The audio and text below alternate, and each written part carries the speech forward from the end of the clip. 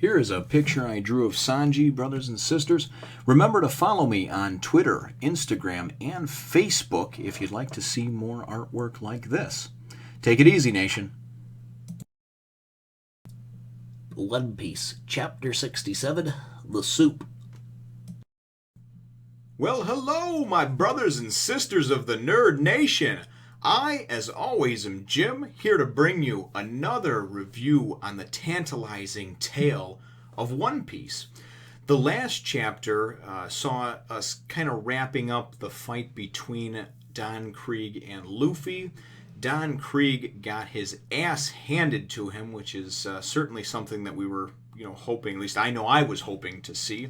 And really at the end of it was still kind of trying to get up and was punch drunk and trying to still not give up, and he got gut punched, kidney punched by Gin, who of course he tried to poison and kill the chapter prior, and Gin tossed him over his shoulder and is like, all right, we're gonna get him out of here.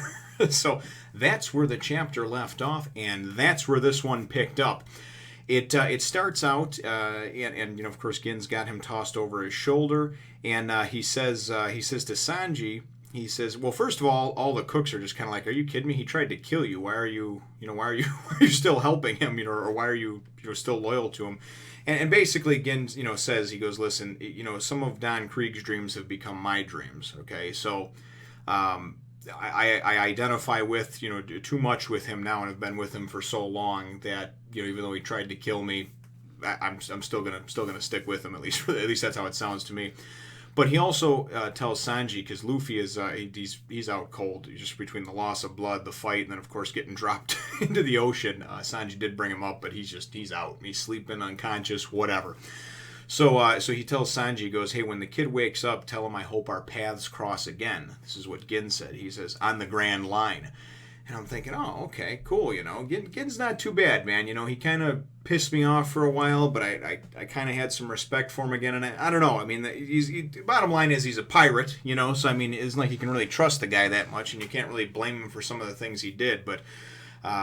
I don't know. The jury's still out on him as far as I'm concerned. So, but he's all right in my book for at least right now, because he did, kidney punch Don Krieg and get him to shut the fuck up, which is pretty much all I was waiting for. So, and I hope Luffy finds that tooth that he knocked out and makes a necklace out of it.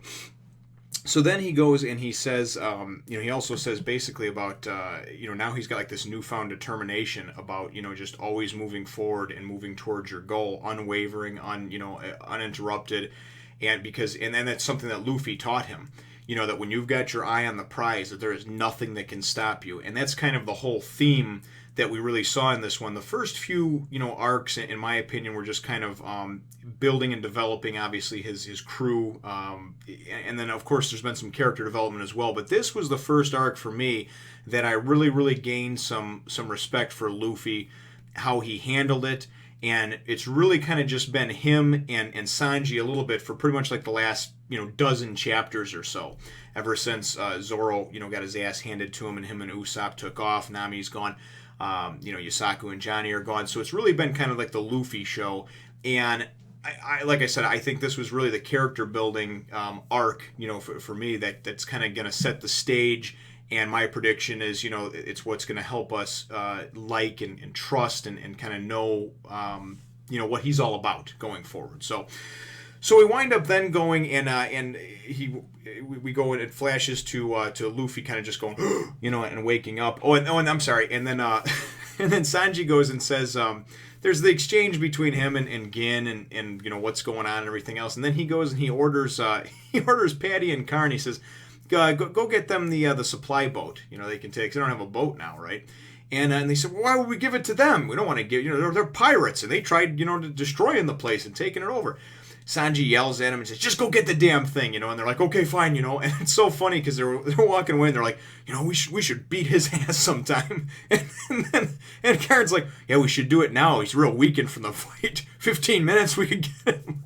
So they go off to get him the supply boat for them, and it then goes and takes us to later on that day or the next day, and Sanji's sitting there smoking his cigarette, and Luffy just kind of wakes up, where's my hat? And Sanji says, it's right there, and Luffy says, oh, good, So then it kind of goes back into a little bit of a flashback, and Sanji talks about, obviously kind of repeats what was said about that respect for Luffy, and and he's trying to tell him what Gin said to him, or what he wanted him to convey to him. And it's kind of funny because you go and you see this scene where they're all the pirates, Don Krieg's pirates, are piled up on this this boat, this tiny little supply boat, and they're like, "We're gonna sink it!" And I just thought it was a comical page and worth mentioning, but it's just really funny the way it was drawn. So then Luffy and Sanji are talking a little bit, and Sanji's like, "But I'm still not going to join your crew," and because he tells him about how and Gin hopes you cross paths again on the Grand Line, and then and Luffy's just like, "Oh, you mean you?" And then Sanji's like, "No, idiot, he meant you." So he's trying to get Sanji to come with him. Sanji says, "No, listen, I'm going to stay on here, and I can't leave these idiots to their own devices, and I'm going to stay on here until the crap geezer acknowledges my skills." That's what he says. So we're like, "What? You're still not going to come with?" And Luffy, kind of doesn't want to listen either. He's reluctant.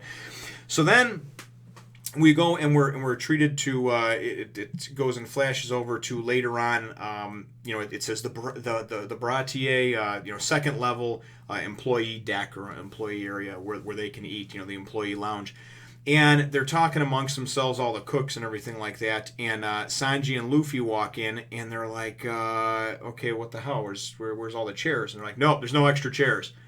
And he's going, "Well, they're acting kind of weird, we got to eat on the floor." So they sit down on the floor. And even Sanji's like, "What the hell? It's a restaurant. Why doesn't it have any chairs?" But they wind up sitting down and they start to eat. And then one of the cooks goes and says, "Who made this soup?" And then Sanji jumps up right away and he goes, "Well, I made the soup. Do you like it?" And he goes, "No, it tastes like crap, it tastes nasty." And Sanji's getting all angry, and then he says, "No, it doesn't. You just have a bad palate, or a nasty palate or whatever." And then one of the other cooks goes and speaks up, and he says, "No, this is crap. What did you do? Did you season this with dirty socks?" So they're just trying to offend him and piss him off, Sanji's getting more and more irritated. And then Red Leg walks in. Chef Zeff walks in. They're like, "Chef." Chef goes and he tastes some of it, and he goes, "God, who made this putrid stuff?" And he starts piling on. Sanji gets up in his face and says, "That's the best, this and that. I stake my reputation on it." And it was kind of cool because Red Leg just goes whack, and I mean just nails him. And anytime we've seen Red Leg, it's been his kick, right? And even they mention, it's not his trademark kick, right? And it's not his trademark chef kick. He wants to punch Sanji or whatever, but he lays Sanji flat on his ass, and he's just like, "What the fuck is going on?" So he's pissed. He gets up, right, and he just storms out. He just walks out and slams the door behind him. And so Luffy's sitting there and he's on the floor. And he's just like, "Oh, this is good soup, right?" So all the cooks, it's fairly obvious they're just trying to irritate him and piss him off, And even the chef says that right away. And all the cooks are like, "Man, I can't believe that. He's got a bad temper. I thought he was going to hit all of us, And they're all like, we didn't really want to do that. This soup's really good." And basically what it is Chef explains to him, he's like, "Listen, that idiot," he asks Luffy, first of all, he says, "Will you take him with you? Will you take that, I forget what he calls him or whatever. They go back and forth and call each other stuff. He calls him the eggplant. That's what it is.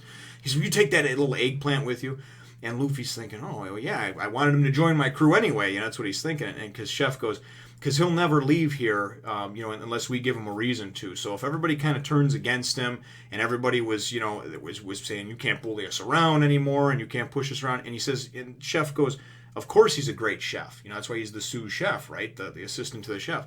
He says, "But he needs like a reason to get out of here, to get out of this rut. He doesn't need to be here to be in debt to me anymore, to watch over the Baratier, the cooks, anything like that, right? He just needs to go his own path, So it's really kind of a selfless thing they do because they sort of push him away because that's the only way that they can get him to.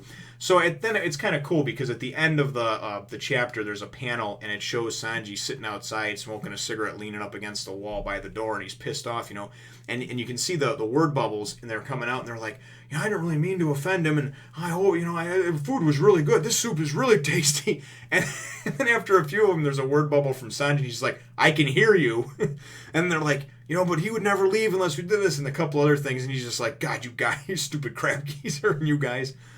So hopefully this is going to be what turns the tide for him and makes him want to join the crew. And I'm certainly looking forward to. I know a lot of people have been making in the comments, that the next arc is great, and I'm certainly looking forward to it. I mean, I'm still trying to catch my breath from this one. This was a bit of a wind down chapter, but again, I mean, I definitely cannot say that I dislike these type of chapters, because honestly the tension has been so high that as a person that reads these and then goes and records and reviews right away, it just time-wise, I cannot do it. I cannot. There's action for maybe 6 or 8 chapters. I want to read all 6 or 8 of those chapters in a row, okay? But I can't, because I'm committed to reading a chapter and then giving a review with this sort of, wide-eyed, first impressions, type of thoughts and things like that come out. And that's what I'm doing, but it's really difficult during those high point moments to actually do that and only do 2 in a day. Like, I'm finding myself wanting to just stay up all night, and I'm finding myself trying to wind down when I go to sleep and just thinking about, what do I think's going to happen in the next chapter? So these ones are kind of nice because it gives you a little bit of a breather. It builds a little bit of character development, and it also lets you kind of look back on what just happened, and it allows you to kind of soak it all in, I think. So they're definitely very good, and I'm certainly looking forward to the next one and then the next arc. And let me know what you think, brothers and sisters, in the comments down below. Certainly feel free to hit the like button if you think that I earned it. And subscribe if you haven't done so already. We'll catch you in the next one, Nation. As always, thank you for watching, brothers and sisters. Be sure to subscribe and take a look at some of my other videos. Thanks. See you next time, Nation.